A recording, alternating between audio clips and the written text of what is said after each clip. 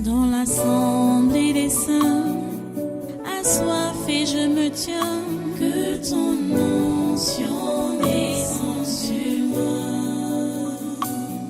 Conscient que mon destin est dans le creux de ta main, que ton onction descende sur moi. Je suis disposé, assoiffé, que ton onction descende sur moi. Je suis disposé, assoiffé,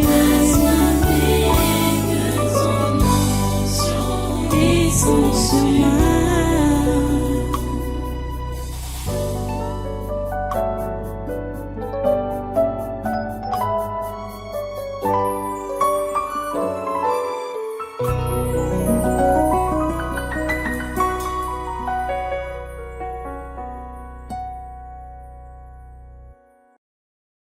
Alléluia, béni soit le Seigneur. Merci de rester debout parce que nous allons maintenant passer dans la parole. Prenez votre Bible et nous ne serons pas longs dans la lecture aujourd'hui. Nous avons déjà beaucoup prié, la prière nous a pris beaucoup de temps, vous savez. C'est ça qui est important, hein, la prière. Quand le peuple de Dieu prie, Dieu entend et Dieu exauce. Voilà. Nous sommes en train d'enseigner sur la vie chrétienne normale. Oui, la vie chrétienne normale. Qu'est-ce qu'elle exige? Qu'est-ce qu'elle demande? J'ai dit la vie chrétienne normale. Aujourd'hui, tournez avec moi dans le livre de Paul aux Galates, sa lettre aux Galates, le chapitre 1er. Nous allons lire un seul verset aujourd'hui. Nous lisons un seul verset aujourd'hui. Galates chapitre 1, verset 10. C'est Paul qui parle, l'apôtre Paul qui parle et qui dit: et maintenant, est-ce la faveur des hommes que je désire ou celle de Dieu? Est-ce que je cherche à plaire aux hommes? Si je plaisais encore aux hommes, je ne serais pas serviteur de Christ. Prions le Seigneur. Dieu Tout-Puissant, nous te remercions pour ta parole de ce jour. Et nous prions pour que tu puisses ouvrir notre intelligence pour la comprendre et l'assimiler. Seigneur, s'il te plaît, agis dans chaque cœur, dans chaque vie. Seigneur, permets que nous soyons des disciples accomplis. Seigneur, façonne-nous, forme-nous, moule-nous, Seigneur. C'est au nom de Jésus de Nazareth que j'ai prié. Amen, amen. Voilà, prenez place dans cette présence. Une fois de plus, soyez les bienvenus à ce coquet de surnaturel de ce 14 août 2025. Nous rendons grâce à Dieu pour sa miséricorde qui est sur nous, pour sa grâce qui est sur nous. Les amis, voilà l'apôtre Paul qui a parlé. L'apôtre Paul parlait aux Galates. Avant d'être apôtre, avant d'être prophète, avant d'être pasteur, avant d'être évangéliste, avant d'avoir n'importe quel titre aujourd'hui, les gens ont traduit ça en titre. Mais en fait, ce sont les appels et non les titres. Donc la religion a transformé ça en titre. Avant d'avoir ces titres, ou même avant d'avoir donc ces appels, selon la Bible appelle ça appel. Tout apôtre, tout pasteur, tout prophète, tout évangéliste est d'abord chrétien. C'est ça qu'on doit retenir. Je vous rappelle la question qu'un jeune homme m'avait posée. Je ne sais pas quelles étaient réellement ses intentions. Ça devait être des intentions les intentions devaient être de devenir pasteur. Il m'a posé la question de savoir qu'est-ce qu'il faut pour être pasteur, pour devenir pasteur, et surtout un bon pasteur. Je lui ai dit, cher ami, pour devenir un bon pasteur, il faut d'abord être un bon chrétien. C'est la réponse que je lui ai donnée. Bon, il est parti. Je ne sais pas s'il était satisfait ou insatisfait. C'est comme ça que je lui ai répondu. Mais depuis là, je ne vois plus ce jeune homme-là à l'église. Donc, il avait ses ambitions, certainement. Donc, tout vrai serviteur de Dieu est d'abord tout vrai enfant de Dieu. Vous comprenez ça? C'est pourquoi, quand l'apôtre Paul parle ici, ça ne nous exclut pas. Ça ne vous exclut pas. Parce que vous allez dire que nous sommes juste des fidèles. Ça ne vous exclut pas. C'est l'apôtre Paul qui parle. Il parle en tant que chrétien. D'abord. Avant le titre d'apôtre. Ou avant son appel. C'est chrétien d'abord. Il dit ceci. Et maintenant, est-ce la faveur des hommes que je désire ou celle de Dieu? Est-ce que je cherche à plaire aux hommes? Si je plaisais encore aux hommes, je ne serais pas serviteur de Dieu. J'aimerais peut-être qu'on commence par cette dernière assertion, où il dit que si je plaisais encore aux hommes, je ne serais pas serviteur de Christ. Serviteur, c'est esclave. Serviteur n'est pas un titre. C'est-à-dire, la religion a tout déformé. Et vous comprenez les choses avec les déformations de la religion. Cette dernière assertion, si je plaisais encore aux hommes, je ne serais pas serviteur de Christ.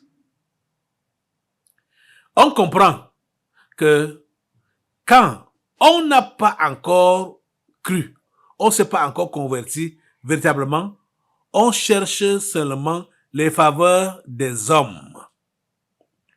On cherche à plaire aux hommes. Quand Paul parle ici que si je plaisais encore aux hommes, ça veut dire que dans le passé, il cherchait à plaire aux hommes. Dans le passé, il faisait pour que l'on le voie. Hein? Dans le passé, c'était ça, sa préoccupation. Et c'est comme ça donc la préoccupation des humains et des religieux. Ils veulent être appréciés par les hommes. Et c'est pour cela que l'hypocrisie les accompagne. Parce qu'ils veulent que les hommes les apprécient, que les hommes, et pas des religieux, que les hommes les acclament. Paul était un religieux auparavant. Il avait été un religieux. On l'a vu, on le sait. Hein? Et maintenant, quand il s'est converti, il dit que ce qu'il faisait auparavant et ce qui lui rapportait même auparavant là, il regarde cela maintenant comme de la boue. Donc auparavant, Paul voulait plaire aux hommes. Auparavant, il voulait les séduire. Auparavant, c'est comme ça que travaillent donc les religieux et les païens. C'est pourquoi ils sont pas prêts à être vrais. Ils sont pas prêts à être... Si je plaisais encore aux hommes, je ne serais pas serviteur de Christ. Les amis, si vous êtes un vrai chrétien, vous allez chercher à ne plaire qu'à Dieu seul. Vous allez chercher à ne plaire qu'à Dieu seul. Mais je vais vous poser une question. Je ne vais pas globaliser. Mais je vais te poser la question de savoir. Quand tu fais quelque chose, tu regardes, qu'est-ce qui te préoccupe? Regardez à gauche, à droite, devant, derrière, c'est-à-dire pour voir la personne qui est là, qui t'a vu faire la chose que tu voulais faire là, hein, tu regardes où? À gauche, à droite, devant, derrière, tu regardes ce qui t'entoure, qu'est-ce qu'ils vont dire? Ou bien, tu regardes au ciel, à Dieu, qu'est-ce qu'il va dire? Est-ce que tu es préoccupé à ne plaire qu'à Dieu? Mais ce que je sais, et ce qui est vrai, c'est que la plupart d'entre vous, c'est aux hommes que vous voulez plaire. La plupart, la grande majorité, vous voulez plaire aux hommes. C'est la raison pour laquelle vous êtes hypocrites. Devant les hommes, vous voulez paraître meilleur. Devant les autres, devant les hommes, vous voulez paraître juste. Devant les hommes, vous voulez paraître agréable. Vous voulez qu'on vous félicite, qu'on vous lance les fleurs. C'est ça que vous voulez. Mais, devant Dieu, vous n'avez, je peux dire, pour vous, vous n'avez aucun compte à lui rendre. Vous n'avez aucun compte. Parce que si tu veux donc rendre compte aux hommes, ça veut dire que tu ne veux plus rendre compte à Dieu. Parce que quand tu décides de plaire aux hommes, ça veut dire que tu ne veux pas plaire à Dieu. Tu veux donc plaire aux hommes, pourquoi? Parce que c'est à eux que tu veux rendre compte. Oui, c'est aux hommes que tu veux rendre compte et non à Dieu. Donc quand tu décides de plaire aux hommes, ça veut dire que tu veux rendre compte aux hommes. Donc dans ta logique, dans ta chrétienne, dans ta pensée, c'est aux hommes que tu dois rendre compte. Et tu le fais, tu le manifestes par ta façon de faire, par tes actes. Donc il faut te ranger quand l'homme te voit ou quand l'homme va te voir. Il faut te ranger pour ne pas le blesser, pour ne pas l'inquiéter, pour ne pas le choquer. Tu dois tout faire pour t'arranger devant les hommes. Vous comprenez? Vous n'êtes pas appelé à heurter les gens, hein? Ça c'est clair. Vous n'êtes pas appelé à blesser les gens. Ça c'est clair. Mais comprenez ce que je veux dire. Je sais qu'il y a des gens qui sont brutaux et qui n'ont peur, du moins, qui n'ont, soi-disant, n'ont pas de compte à rendre aux gens. Hein? La façon mondaine, là. Alors, ça, c'est des hors-la-loi. Ce sont des hors-la-loi là-bas. Je ne parle pas d'eux. Mais, je parle en tant que vrai humain, là. Tu dois comprendre que ta vie doit dépendre de Dieu. Et c'est à lui que tu es appelé à répondre de ta vie. Tu dois répondre à Dieu. Tu ne réponds pas aux hommes. Et vous voyez, c'est en cela que la conscience intervient. La conscience. Quand on parle de conscience, moi je parle pas dans le sens des philosophes ou quand on parle même des philosophes là, ce sont les anges dessus. Quand je parle de conscience, je veux parler de ton fort intérieur. Hein? De cette voix divine qui te parle à l'intérieur là. Et qui te fait distinguer ce qui est mauvais et ce qui est bien. Ce qui est mauvais de ce qui est bien. Ta conscience. Cette voix intérieure là. Tu ne dois pas chercher à flatter la vue des hommes. Tu ne dois pas chercher à flatter les humains. Il faut être véridique, il faut être vrai, il faut être honnête, il faut être clair. Et à chaque fois que tu es appelé à faire quelque chose, rappelle-toi que la personne à qui tu auras à rendre compte, ce n'est pas la justice humaine, mais la justice de Dieu. Ça veut dire que si tu es appelé à témoigner de quelque chose, il ne faut pas que ton témoignage aille vers le sens de plaire aux oreilles des humains. Il faut que tu dises la vérité telle que cela s'est passé et telle que tu connais, telle que tu sais. Tu comprends?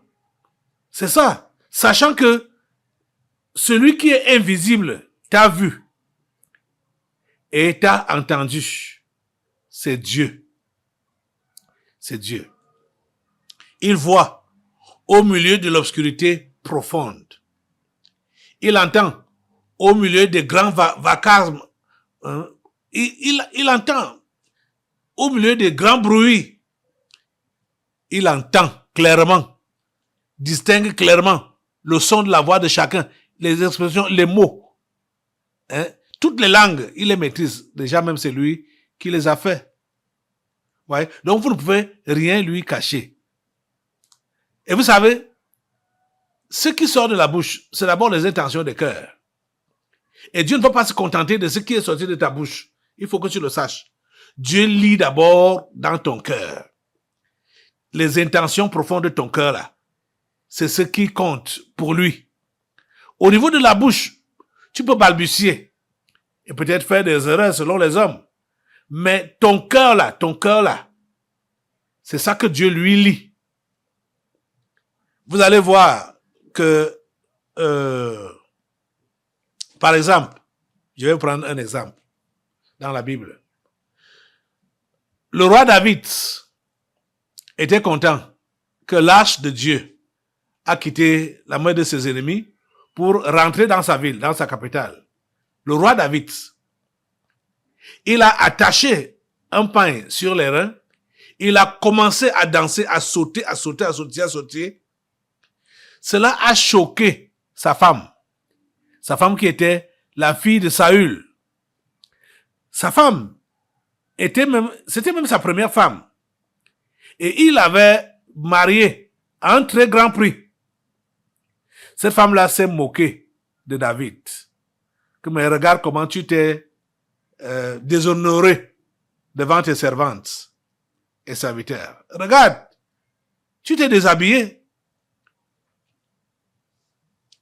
David lui a dit, femme, je ne me suis pas déshabillé avant. Déjà même, c'était pas le déshabillement. Mais j'ai dansé devant l'Éternel, devant le Dieu qui m'a donné ce royaume, qui m'a placé à la tête de ce pays. Il m'a préféré par rapport à ton père. Et c'est lui qui m'a placé à la tête de ce pays.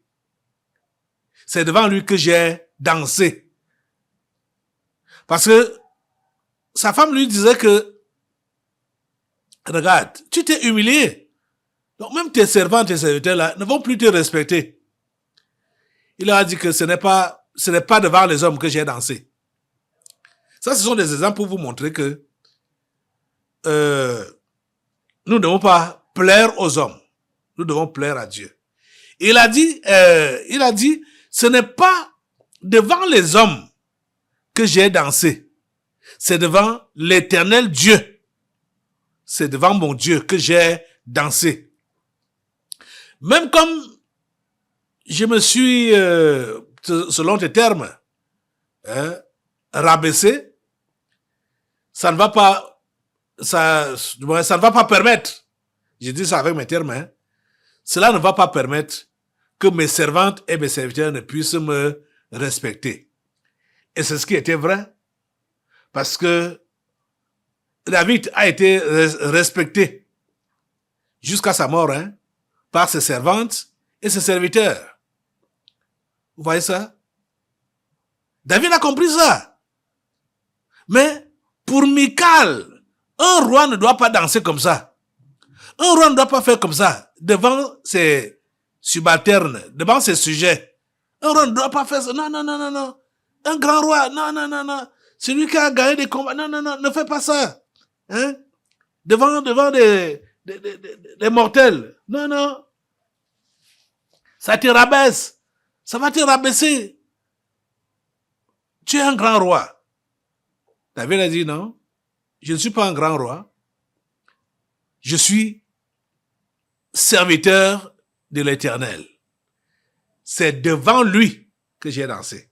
Donc, comprenez que vous n'avez de compte à rendre qu'à Dieu seul, en tant que chrétien. Et attelez-vous à le faire. C'est-à-dire à ne plaire qu'à Dieu. Je ne dis pas, je vais le redire, je ne dis pas que vous allez dire Aka aux hommes, Aka aux humains. Aka, vous êtes qui? Ce n'est pas ça que je suis en train de dire. Ne me comprenez pas mal.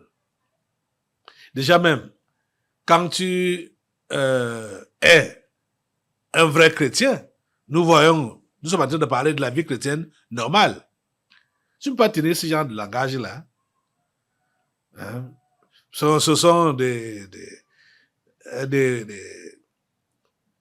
religieux qui peuvent tenir ce genre de langage-là, ou les païens, tout court, qui peuvent tenir ce genre de langage-là, irrespectueux. Hein? De langage irrespectueux.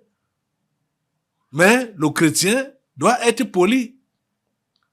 Le chrétien doit être ordonné. Dans son parler, il doit être ordonné. Vous voyez?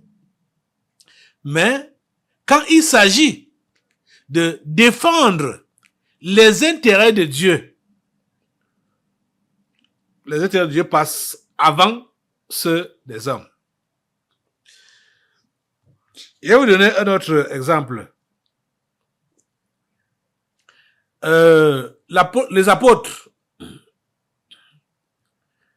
Pierre, avaient été arrêtés. Ils avaient été arrêtés et il était question qu'ils ne puissent plus prêcher le nom de Jésus-Christ. C'est ça qu'on leur a dit. Et qu'ils ne doivent plus prêcher le nom de Jésus-Christ. Alors, dans Actes des Apôtres, au chapitre 4, à partir du verset 18, peut-être il faut que, je sais que beaucoup d'entre vous là, vous n'êtes même pas des lecteurs de la Bible, et si je prends juste le verset qui nous intéresse, vous n'allez pas comprendre le contexte. Bon, je vais résumer avant de prendre seulement le verset là. Pierre et Jean avaient été arrêtés parce que ils ont fait un miracle. Ils ont guéri un paralytique. On les a arrêtés et ce sont les religieux qui les ont arrêtés. Et les religieux leur demandaient de ne plus prêcher le nom de Jésus. C'est ça. Donc, à partir du verset 18 alors, acte 4, à partir du verset 18. Et les ayant appelés, ils leur défendirent absolument de parler et d'enseigner au nom de Jésus. Verset 19. Pierre et Jean leur répondirent, jugez s'il est juste devant Dieu de vous obéir plutôt qu'à Dieu. Vous comprenez? Oh mon Dieu. Hey! Je sais que si c'était que certains parmi vous là, que les autorités disent, oh, ne fais pas ceci. Comme à moi, on m'a dit ça, hein. Ce qui se passe, ce que je lis là, on m'a dit ça là-bas, au palais de justice, centre administratif. Un juge, quand ils m'ont arrêté en 2023, en voulant me relaxer, il m'a dit, comme tu vas sortir là, ne parle plus comme tu as fait auparavant. Ne parle plus. Ne fais plus, donc que je ne fasse plus de délivrance. C'est ça. Il voulait m'exhorter, il voulait devenir mon pasteur. Et je regarde l'homme-ci, je secoue ma tête. Dès que l'homme s'y raconte même quoi. Hein? Il prétendait devenir mon conseiller. Il dit à mon avocat, j'étais là avec mon avocat, il dit à mon avocat, ben, il faut le lui dire, hein, parce que s'il récidive, on ne va pas le laisser, hein, on ne va plus le laisser, hein, on va l'enfermer. Il dit, ah, laissez-moi vos choses là. Je suis venu le soir là même, comme l'église m'attendait. Les délivrances ont eu lieu. Directement là. Vous vous rappelez, non? C'était en juillet 2023. Oui, c'est qu'il y a également eu donc le coup d'État au Niger et les esprits regrettaient pour dire, ouais, on voulait verser le sang n'a pas été versé, machin, tout ça là. Et même les démons de ces ministres là, tout ça là. Ça avait parlé dans le corps le jour là. Net. Pourtant, ce juge venait de me sermonner que je ne dois plus faire ça. Hein? C'est ça qu'on voit ici avec les apôtres, comment on les intimide. Hein? Et Pierre dit, jugez s'il est juste devant Dieu de vous obéir plutôt qu'à Dieu. Et au verset 20, il dit, car nous ne pouvons pas ne pas parler de ce que nous avons vu et entendu. Ils leur firent de nouvelles menaces et les relâchèrent, ne sachant comment les punir à cause du peuple, parce que tous glorifiaient Dieu de ce qui était arrivé. Car l'homme qui avait été l'objet de cette guérison miraculeuse était âgé de plus de 40 ans. Écoutez donc, après avoir été relâchés, ils allèrent vers les leurs et racontèrent tout ce que les principaux sacrificateurs et les anciens leur avaient dit. Lorsqu'ils l'eurent entendu, ils élevèrent à Dieu la voix, tous ensemble, et dirent, Seigneur, toi qui as fait le ciel, la terre, la mer et tout ce qui s'y trouve, c'est toi qui as dit, ainsi de suite. Ils ont élevé la prière. Vous voyez, les apôtres n'ont pas eu peur. Ils n'ont pas eu peur des hommes. C'est de ça que je parle. C'est de ça que je parle. Quand les intérêts de Dieu sont menacés face aux intérêts des humains, il faut défendre les intérêts de Dieu et non ceux des humains. C'est de ça que je parle. Donc, plaire à Dieu d'abord et non aux hommes. Plaire à Dieu d'abord et encore et non aux hommes. Vous comprenez? Oh, je peux vous donner d'autres exemples. Et il y en a. Peut-être on va revenir là dimanche. Hein?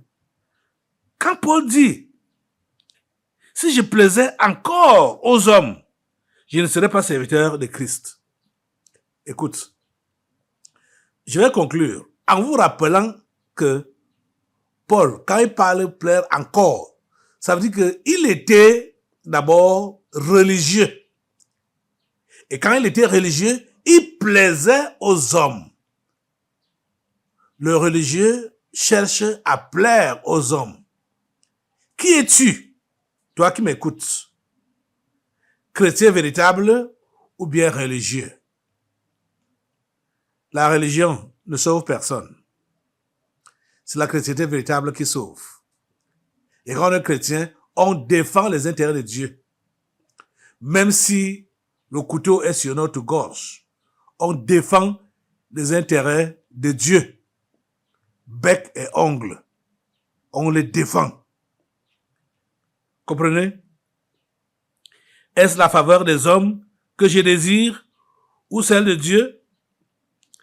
En tout cas, j'ai dit que c'est dimanche qu'on va continuer avec ce message, peut-être la première partie des propos de Paul, c'est là qu'on pourra les analyser, puisqu'on a analysé aujourd'hui les dernières paroles, la dernière assertion, qui dit que donc, si je plaisais encore aux hommes, je ne serais pas serviteur de Christ. Je te pose encore la question, toi alors, tu plais à qui? À Dieu ou aux hommes? Tu plais à qui? tu plais encore aux hommes ou bien tu plais à Dieu. Lève-toi sur tes deux pieds. Je vais prier pour toi. Lève tes mains. Seigneur mon Dieu, je vais te recommander ces hommes et ces femmes, ces enfants. S'il te plaît, Seigneur, donne-leur la grâce d'être vraiment des chrétiens authentiques et de savoir défendre rien que tes intérêts, au lieu de vouloir se compromettre ou de vouloir mentir, que ce soit tes intérêts qu'ils défendent. Seigneur, qui cherche à te plaire, toi et toi seul. Au nom puissant de Jésus, j'ai prié. Amen. C'est vous. Nous passons maintenant aux délivances prophétiques. Dans l'assemblée des saints, assoiffé je me tiens, que ton onction descende sur moi. Conscient que mon destin est dans le creux de ta main, que ton onction descende sur moi. Je suis